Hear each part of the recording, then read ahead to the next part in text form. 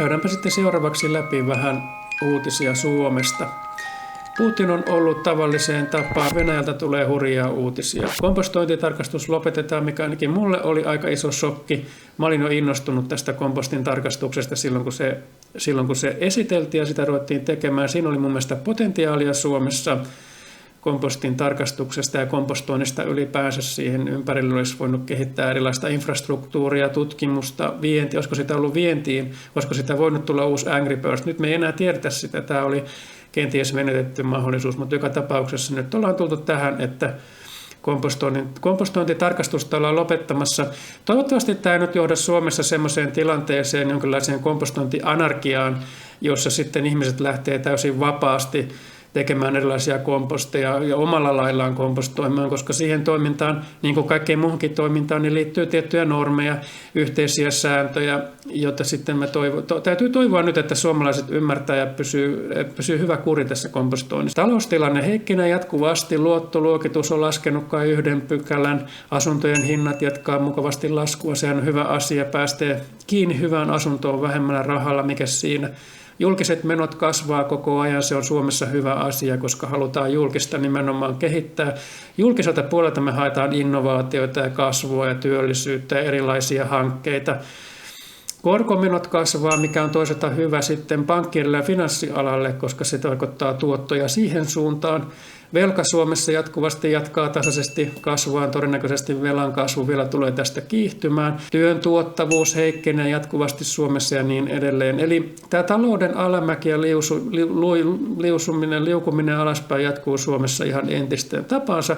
Meillä on kuitenkin sellainen tilanne, nyt mä oon aistivani Suomessa, että erilaisia hyvin huolestuneita puheenvuoroja ilmestyy mediaan sekä virkamiesten että poliitikkojen ja monien muidenkin sanotaan nyt talousvaikuttajien taholta. Tällaista on alkanut tulla, eli se tarkoittaa, että jonkinlaista pientä oivallusta, pientä kipinää saattaa siellä olla syttymässä, mutta näissä kaikissa ulostuloissa on semmoinen perusongelma, että niissä ei uskalleta vielä puhua näiden ongelmien syistä. Ja se on tärkeä asia sen takia, koska jos me ajatellaan ja verrataan, niin kuin noissa tilastoissakin näkyy, mitä mä äsken kävin läpi, jos me verrataan Suomen kehitystä muihin Pohjoismaihin, muihin Euroopan maihin, puhumattakaan esimerkiksi Kiinasta, niin tämä Suomen alamäki ei ole mikään itsestäänselvyys, ei voi olla olemassa mitään ulkoista suomalaisesta riippumatonta syytä, miksi Suomen talous on näin katastrofaalisessa umpikujassa, koska muualla, esimerkiksi Skandinaviassa, tilanne on paljon paljon parempi. Ja se ikävä alla oleva tosiasia on siis se, että suomalaiset on vaan tehnyt virheitä. Suomalaiset ei ole vain osannut. Suomalaiset on ollut hölmöläisiä surkimuksia. Tästä mä haluaisinkin nyt sanoa ehkä jo tässä videossa jotain lyhyesti. Eli meidän pitäisi päästä semmoiseen, mitä siinä Granaattipuolueen videossa vähän rupesin hakemaan. Eli meidän pitäisi päästä semmoiseen tilanteeseen, jossa suomalaiset vois myöntää tehneensä joitain virheitä. Ja tässäkin on väärin puhua suomalaisista, vaan mä tekisin vielä semmoisen lisäyksen, että se on minun sukupolvi ja meitä edeltänyt sukupolvi, siis nyt eläkkeellä olevat ihmiset, kenestä mä puhun. No tämä jälkimmäinen, Sauli Niinistö, Paavo Lipponen, Matti Vanhanen, tämä on tätä erillistä sukupolvea. Se alkoi silloin Koiviston aikaan. Paavo Lipponen oli jo yksi. Ja sitten mun sukupolvi taas on tämä Petteri Orpo ja Häkkänen ja Valtonen ja von der Leyen, ja siis suurin piirtein. Niin on väärin sanoa, että me suomalaiset ollaan tehty virheitä, vaan meidän vanhempien ihmisten pitäisi nyt pystyä ymmärtämään ja tunnustamaan se, että se on meidän sukupolvi ja edellinen sukupolvi, jotka on tehnyt nämä virheet. Me on epäonnistuttu, me ollaan surkimuksia. Me ollaan se syy, jonka takia nuorten sukupolvien tilanne Suomessa voi olla huonompi, mitä se on ollut meillä. Se on jokaisen sukupolven tehtävä aina yrittää toimia niin, että seuraavalla sukupolvella olisi paremmat edellytykset. Me ei ole pystytty tähän. Eli me on epäonnistuttu. Me ollaan surkimuksia, näin mä ajattelen. Ja vaikka me voidaan, ja vaikka tietysti näillä päättäjillä on tästä suuri vastuu näistä virheistä on tietysti päättäjillä, mutta ei se poista meidän tavallisten kansalaisten. Ei se tee meistä immuuneja tai täysin syyttömiä sen takia, että minä itse ja moni muun tuntema ihminen edelleen elää sellaisessa maailmassa, jossa me vaan kiltisti uskotaan, mitä viranomaisten auktoriteetit sanoo, eikä pystytä ymmärtämään eikä tunnustamaan, että me ollaan oltu hölmöjä, me ollaan surkimuksia, me ollaan tehty pahoja virheitä, että tämä on meidän syy, mitä on tapahtunut Suomessa. Mä en näe mitään ongelmaa myöntää tätä. Mä en näe mitään ongelmaa siinä, että mä tunnustan, että me on erilaisista syistä, joita voidaan sitten miettiä myöhemmin, me on epäonnistuttu. Mä oon itsekin elänyt tuommoisessa maailmassa, tämmöisessä surkimusten maailmassa, sanotaan näin, jossa mä kuvittelen, että kaikki on hyvin ja että suomalaiset auktoriteetit ja päättäjät on viisaita ja päteviä. Ja erityisesti, jossa mä kuvittelen, että mun ei ole mitään velvollisuutta eikä mun ole tarvetta millään tavalla seurata, miten nämä ihmiset kuohkaa siellä. Monihan ihminen, joka elää Helsingin Sanomia ja Yleisradion maailmassa vielä edelleen, tässä valemaailmassa, satumaailmassa, niin heillä on kyllä semmoinen oletus siellä taustalla monilla, että ei ole mitään syytä, että meidän ei tarvitse millään tavalla kritisoida eikä valvoa, eikä meidän ei tarvitse millään tavalla aktiivisesti yrittää seurata, mitä oikeasti tapahtuu. Meillä ei ole mitään velvollisuutta eikä syytä suhtautua mediaan, valtamediaan tai meidän päättäjien toimintaan ja puheisiin millään tavalla kriittisesti. Eli se koko kritiikki, se normaalin aikuisen ihmisen epäily, skeptisyys, kriittisyys puuttuu sieltä kokonaan. Ja tämä on näiden sukupolvien, mun sukupolven, se edellisen sukupolven virhe. Meistä on tullut tällaisia pullamössökansalaisia, jotka ajattelee, niin kuin pienet lapset perheessä ajattelee isästään ja äidistään, että kyllä ne hoitaa kaiken, ei mun tarvitse miettiä tätä ruoanlaittoa eikä sitä, mistä tulee rahaa ja kuka maksaa laskut, mä saan vaan pössöttää menemään. Ja suomalaiset, meistä tuli tämmöisiä surkimuksia, meistä tuli ikään kuin, me ei koskaan muutettu aikuiseksi, me oltiin ikään kuin aina lapsia ja ajateltiin, että viranomaiset ja päättäjät on se äiti ja isä ja me eletään jonkinlaisessa kommunistisessa perheessä. Ja se on virhe. Myös siis, paitsi että nämä päättäjät on tehnyt isoja virheitä, katastrofaalisia kohtalokkaita virheitä, niin me kansalaiset, varsinkin me vanhemmat kansalaiset, siis tällä hetkellä elossa olevat vanhemmat kansalaiset, ollaan sitten vaan syöty pullamössöä ja eikä välitetty siitä, annettu kaiken tapahtua. Mediassa mun ikäiset ihmiset on selvästi täysin epäonnistunut. He ei ole toteuttanut sitä tehtävää, joka medialla demokratiassa pitäisi olla. Eli siinä mielessä, mä en näe tässä mitään, kun mä en näe itse tässä mitään ongelmaa. Nyt meidän pitäisi vaan saada tämä menemään läpi, että näiden ihmisten täytyisi pystyä kohtaamaan tämä todellisuus.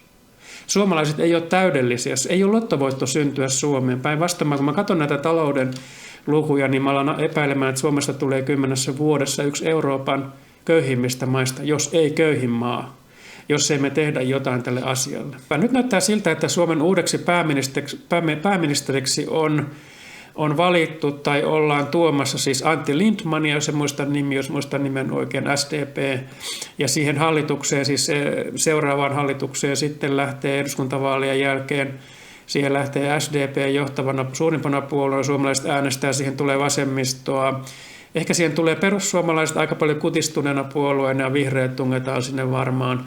Ja tämä hallitus tulee olemaan se viimeinen, joka ottaa se viimeisen velan, eli varmasti 60-80 miljardia otetaan uutta velkaa, yritetään sillä lailla pitää Suomi, tämä unelmahömppä satumaan vielä kerran elossa.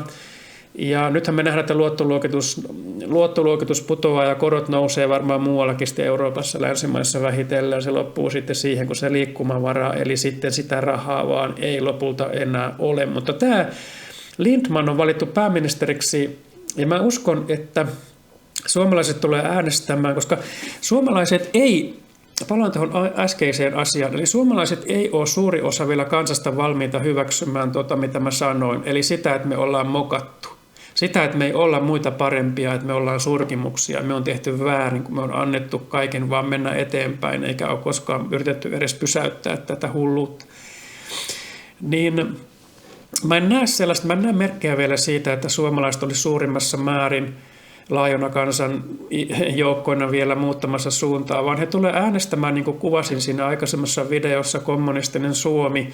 He tulee äänestämään, kaikki nämä ihmiset, jotka elää tulonsiirtojen varassa tai suoraan tai epäsuoraan julkisella töissä, työllistyy, tai on eläkeläisiä, opiskelijoita, koululaisia, kaikki tämä porukka, tämä valtava määrä ihmisiä, niin se tulee äänestämään itselleen lisää tulonsiirtoja, lisää julkista rahaa, omia työpaikkoja, asuntolainan maksuja. Se tulee viimeisen asti, se yrittää pysyä hengissä ja se tulee tekemään sillä tavalla, että äänestetään SDP:tä, vasemmistoliittoa, ehkä vähän perussuomalaisia, vihreitä sitten nämä city-hipsterit äänestää. Ja se tarkoittaa myös tämä äänestyskäyttäytyminen, siis tämä on mun spekulaatiota, sitten me nähdään se eduskuntavaaleissa, mutta se äänestyskäyttäytyminen siis heijastaa nyt sitä, että suomalaiset ei ole valmiita kohtaamaan totuutta vielä. He haluaa ummistaa silmänsä, he haluaa elää vielä unelmahömpässä, satumaailmassa, fantasiassa, lottovoittajina Suomessa, mahtavassa sosialistisessa utopiassa, jossa velka ei tarkoita mitään, jossa velat muuttuu saataviksi, jossa valtio aina tulee ja tarjoaa kaikenlaista mukavaa, jos tulee ongelma, jossa ei ole huolen päivää, jossa kaikki tekee, jossa kaikki on lopulta julkisella töissä tai jonkun tulonsiirron varassa ja hömpöttää jotakin olematonta ja järjetöntä ja työ ei tuota mitään ja Suomelle ei ole mitään tuotteita enää vientiin. Ja me halutaan ja Suomen kanssa haluaa selvästi elää tämmöisessä utopiassa, mutta mä uskon, että tämä on viimeinen hallitus, tämä SDP:n vasemmistososialistinen hallitus, joka pystyy pitämään tätä yllä ilman, että rahat konkreettisesti loppuu, koska Suomi pystyy ottamaan vielä semmoisen 60-80 miljardia velkaa ja koska Suomi pystyy ottamaan ja koska suomalaisille velka voi muuttaa saatavaksi helposti, tai tapahtuu joku ihme, löytyy Angry Birds, ehkä se kompostin tarkastus sitten alkaa vetämään vienti sitä kautta, niin suomalaiset tulee ottamaan tätä velkaa. Nythän me nähdään, kun me katsotaan täällä, mitä Lindman on julkisuuteen tuonut, niin nähdään selvästi sen sama, mistä puhuin aikaisemmassa videossa. Eli siinä tullaan tekemään niin, että nyt kun tämä hallitus siirtää jotakin miljoonia kohdasta A kohtaan B, niin nyt tulee Lindmanin tämä vasemmistohallitus ja siirtää sen B:stä A:han. Kotitalousvähennys. 3 vuotta on yritetty tälle hallitukselle sanoa, että kannattaako nyt näin heikossa taloudellisessa tilanteessa, jossa monet pienyrittäjät joutuu kamppailemaan, niin kannattaako tässä tilanteessa nyt heikentää näin paljon kotitalousvähennystä, etenkään siellä hoiva- ja hoivapalveluissa ja kotitaloustyössä. 3 vuoden vastustamisen jälkeen hallitus vihdoin ja viimein myönsi, että tämä SDP:n esittämä vaihtoehto ja toimi onkin itse asiassa aivan oikea. Ja toinen, jota me on esitetty jo itse asiassa heti syksyllä 2023, on tämä korjausrakentamisen vauhdittaminen. Vihdoin ja viimein hallitus tarttui tähän meidän ehdotukseen vauhdittaa korjausrakentamista korjausavustuksella, joka tässä tilanteessa on kyllä todella järkevä suhdannetoimi. Nämä nyt ei millään vielä riitä siihen, että Suomi nousee, vaan kyllä me tarvitaan laaja valikoima toimia. Me oltaisiin tarvittu tuntuvat kannustimet ensiasunnon ostajille, jotta me oltaisiin saatu nämä asuntomarkkinat liikkeelle. Me tarvittaisiin ne suojaosat takaisin sinne työttömyysturva- ja asumistukeen, jotta erityisesti tässä suhdannetilanteessa helpotettaisiin työttömien mahdollisuutta ottaa edes väliaikaista, osa-aikaista, pienipalkkaista työtä vastaan. Yritysten rahoitus pitäisi laittaa kuntoon, kasvurahoituksen pullonkaulat pitäisi poistaa, piensijoittajien mahdollisuuksia osallistua listaamattoman kasvumarkkinaan esimerkiksi rahastojen kautta pitäisi helpottaa sääntelyä hiukan purkamalla. Tämä on se sama peli, joka on jatkunut nyt sitten 20 vuotta ja tulee vielä jatkumaan seuraavat 5 vuotta ehkäpä. Ja sitten selvästi nähdään, että me tullaan jatkamaan näiden samojen kuluneiden fraasien toista. Niin varmistettaisiin, että se euro lähtee parhaiten liikkeelle. Enemmän asiakkaita, enemmän työpaikkoja. Suomi nousuu. Palauttamalla suomalaisille luottamus huomiseen tai riskejä kuluttaa, jotta me saadaan talouden rattaat pyörimään. Hoiva- ja hoivapalveluissa talouden rattaat pyörimään. Hoiva- ja hoivapalveluissa, hoiva- ja hoivapalveluissa korjausrakentamisen vauhdittaa hoiva- ja hoivapalveluissa. Suomi nousee. Suomi nousee. Tämä on laaja valikoima toimia. Tuntuvat kannustimet on nämä asuntomarkkinat liikkeelle. Pitäisi laittaa kuntoon, pullonkaulat pitäisi poistaa, tai sääntelyä hiukan purkamalla, koulutus ja osaaminen. Suomen menestyksen kannalta vahvistaa työntekijöiden mahdollisuutta kouluttautua ja uusille osaamisalueille. Työntekijöiden osaamisen kehittämisen tässä muuttuvassa työelämässä. Puhutaan jatkuvasti nyt kasvun perusta ollaan luomassa ja ollaan kääntämässä kohti kasvua. Tämä on sitä samaa, mitä on 20 vuotta käännetty ja väännetty. Suomi nousee. Me tehdään koulutusta ja huippuja ja keihäänkärkeä. Koulutus ja osaaminen. Ja Suomeen tulee taas vientiä, räjähtää kasvua ja luottamusta lisätään ja kansalaiset aktivoidaan kansa liikkeelle ja turuille ja toreille. Tätä me on kuunneltu ja sitä tulee uudestaan täältä Lindmanilta. Eli se sama peli, se tyhjä hömppä. Suomi nousee. Tulee vaan jatkumaan, mitään todellista muutosta ei tapahdu. Se on aika jännä, kun katsoo näitä tämmöisiä ulostuloja ja miettii tämä Suomen tilannetta, mitä todellisuudessa pitäisi tehdä ja miten katastrofaalisen huono meidän tilanne on tällä hetkellä. Ja silti tämä sama teatteri jatkuu. Ja silti mä epäilen vielä, että suomalaiset tulee vaan yksinkertaisesti, suomalaiset vaan tulee edelleen syömään tätä tuttia, imemään tätä tuttia, siis näin tässä tulee tapahtumaan, mitään ei vielä muutu. Et ehkä sitten vasta sitten, ei seuraavia, vaan sitä seuraavissa eduskuntavaaleissa voidaan olla semmoisessa tilanteessa, että rahaa ei enää ole. Ja silloin tuleekin jännä. Sehän tuleekin olemaan jännä sitten, miten kommunistinen Suomi sitten siinä, sosialistinen Suomi. Miten nämä kaikki ihmiset siinä sitten hahmottaa sen tilanteen? No se on varmasti Putinin vika sitten. Se julkinen sektori tulee kasvamaan, yksityinen sektori tulee kutistumaan. Ja niin kuin mä kuvasin siinä aikaisemmassa videossa, niin on ihan realistinen mahdollisuus, että Suomesta tulisi hetkeksi jopa kommunistinen maa. Eli se tarkoittaisi vaan, että kaikki yksityinen sektori kuihtuu pois tai lopulta se saa kuoloniskun sitten, kun me ruvetaan valtion tulonsiirtoihin lisäämään työvelvoitteita tai jotain muuta, niin silloin me tavallaan se on se point of no return ja sen jälkeen ei ole enää sitten takaisin tulemista pitkään aikaan.